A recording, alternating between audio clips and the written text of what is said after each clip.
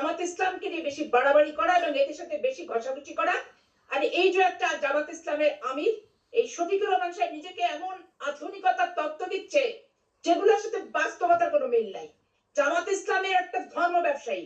আমার আজকের অতিথি জামায়াত ইসলামের আমির ডাক্তার শফিকুর রহমান এবং যুক্ত আছেন বিএনপির সাবেক সংসদ সদস্য সৈয়দা আসিফা আশরাফি পাপিয়া। স্বাগত জানাচ্ছি আপনাদের দুজনকেই আইবিটিভি নিয়মিত আয়োজন রাজনীতির এপিঠ ওপিঠে। ধন্যবাদ আপনাকে এবং আপনার শ্রোতা দর্শক মন্ডলীকেও ধন্যবাদ। আপনার কাছ থেকে শুরু করতে চাই, অনেক প্রশ্ন যতটা সম্ভব উত্তর নেওয়ার চেষ্টা করব। খালেদা জিয়া যখন বিদেশে যাচ্ছেন, লন্ডনে যাচ্ছেন, তখন জামায়াতের আমিরের সাথে প্রধান উপদেষ্টার বৈঠক চলছে বা বৈঠক হচ্ছে। এক্ষেত্রে আমি একটা কথা বলি, এই সরকারের সবচেয়ে অসহনীয় এবং অসহ্য বিষয় হচ্ছে এই জামাত ইসলামকে নিয়ে বেশি বাড়াবাড়ি করা এবং এদের সাথে বেশি ঘষাঘষি করা। আর এই যে একটা জামাত ইসলামের আমির এই শফিকুর রহমান সাহেব নিজেকে এমন আধুনিকতার তত্ত্ব দিচ্ছে যেগুলোর সাথে বাস্তবতার কোনো মিল নাই। জামাত ইসলামের একটা ধর্ম ব্যবসায়ী, সাধারণ মানুষকে ধোঁকা দিয়ে এবং তাদের দাঁড়িপাল্লায় ভোট দিলে জান্নাতুল ফেরদৌস বরাদ্দ দেওয়া হবে, এই সমস্ত মিথ্যাচার করে তারা বিভিন্ন জায়গায় মহিলাদেরকে পাঠায় এবং নিজেরা যে এই সমস্ত প্রচার প্রচারণা চালিয়ে ধর্মভীরু মানুষকে বিভ্রান্ত করে রাজনৈতিক ফায়দা হাসিলের অপচেষ্টাকারী এই জামাত ইসলামকে ঠিক তেমনি ভাবে আমি অপছন্দ করি। তার কারণ এদের রাজনৈতিক সত্তাই হচ্ছে ধর্ম ব্যবসা করা।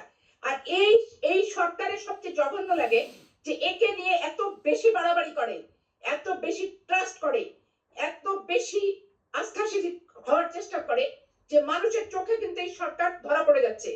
কারণ বাংলাদেশের মানুষ মুক্তিকামী মানুষ, বাংলাদেশের মানুষ স্বাধীনচেতা মানুষ, বাংলাদেশের মানুষ মুক্তিযুদ্ধের চেতনায় বিশ্বাসী মানুষ।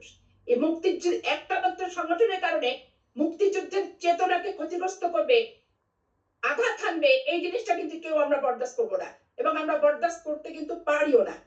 আজকে দেখেন যে সংস্থাপন এবং শিক্ষা মন্ত্রণালয় পুরো জামাত ইসলামের সমর্থিত ছদ্মবেশী শিবিরের কর্মীরা যারা ঢাকা বিশ্ববিদ্যালয় বিভিন্ন বিশ্ববিদ্যালয়ে পড়তো তাদেরকে প্রত্যেকটা জেলায় জেলায় ইভেন চাঁপাইনবাবগঞ্জের ডিসি পর্যন্ত ছদ্মবেশী শিবিরের সদস্য এবং উনি জামাত করে।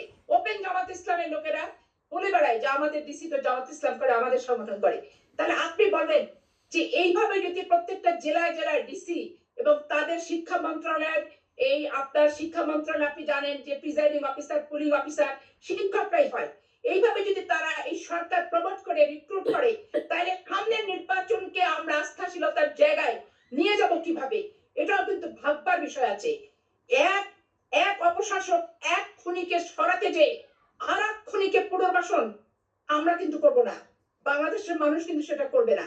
তো এই জন্য এই সরকারের বিন্দুমাত্র চেতনায় থাকা উচিত যে বাংলাদেশের মানুষ মুক্তিযুদ্ধের চেতনাকে ধারণ করে, লালন করে, বিশ্বাস করে, সম্মান করে, আনুগত্যশীল মুক্তিযুদ্ধের চেতনার প্রতি। অতএব নাড়াঘাটা যে যাই করুক মোটামুটি ভাবে একটু লেভেল রেখে এদের চিন্তা করা দরকার, এমন কিছু করা উচিত নয় যাতে তারা বিতর্কিত হয়। এই জন্য এই সরকারের এই ব্যাপারে এখন আরেকটা কথা বলি, এই সরকার সংস্কার মাঝে মধ্যে হঠাৎ হঠাৎ স্বপ্ন দেখার মতো করে সংস্কার কথা উচ্চারণ করে যখন রাজনৈতিক সংগঠনগুলো বেশি সোচ্চার হয় যে নির্বাচনের 3 তারিখ নিয়ে। এখন তারা যদি মনে করে যে ইচ্ছা মতো সময় নিয়ে দীর্ঘায়িত হওয়ার পরে হঠাৎ হঠাৎ আমরা সংস্কারের কথা বলে আমাদের ক্ষমতায়নটা দীর্ঘায়িত করব, এটাও কিন্তু অশুভ লক্ষণ হবে, অশুভ ইঙ্গিত হবে। এবং যে আগস্টের চেতনা, অভ্যুত্থান এবং 15 বছর যে আন্দোলনের একটা কামিয়াব লক্ষ্যে পৌঁছানো যে স্পিরিটটা, সেটা কিন্তু ব্যাহত হবে।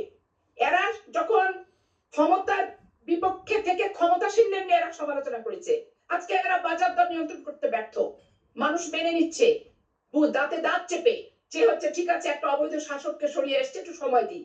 আজকে ট্রাফিক জ্যাম এত বেশি ঢাকা শহর গোটা বাংলাদেশে, সেখান থেকে ধরেন মানুষ নাভিশ্বাস এবং কোথাও কোনো সিস্টেম নাই, শৃঙ্খলা নাই, প্রশাসন নীরব হয়ে বসে আছে, কোনো কার্যকারিতা নাই, টেবিল চেয়ার আছে, পোস্ট আছে, বেতন খাচ্ছে কিন্তু ভূমিকা নাই। কারণ প্রশাসনে এত অবৈধ শাসনের ক্ষমতা প্রয়োগ করে অভ্যস্ত হয়ে গেছে যে তারা বৈধ শাসনের কথা, কি করা উচিত, দায়িত্ব এবং কর্তব্য বোধটাও কিন্তু তারা ভুলে গেছে। এমত অবস্থায় ইনারা যদি মনে করেন দল গঠন করব, ক্ষমতায় বসে থাকবো, থেকে একটা পাতানো নির্বাচন দিব, বাংলাদেশের মানুষ কখনোই কোনো এই অবৈধ এবং এই টাইপের মানসিকতা সম্পূর্ণ সংগঠন ব্যক্তি এদেরকে মেনে নেয়নি, সমর্থন দেয়নি, মানবে না, মানতে পারে না। এটাই হচ্ছে চরম পাতানো সত্য কথা। নির্বাচন কেন করছেন? যেভাবে ডিসি এবং হচ্ছে শিক্ষা মন্ত্রণালয় নিয়োগ দিচ্ছে এবং বিভিন্ন জেলায় জেলায় জামাত ইসলামকে যেভাবে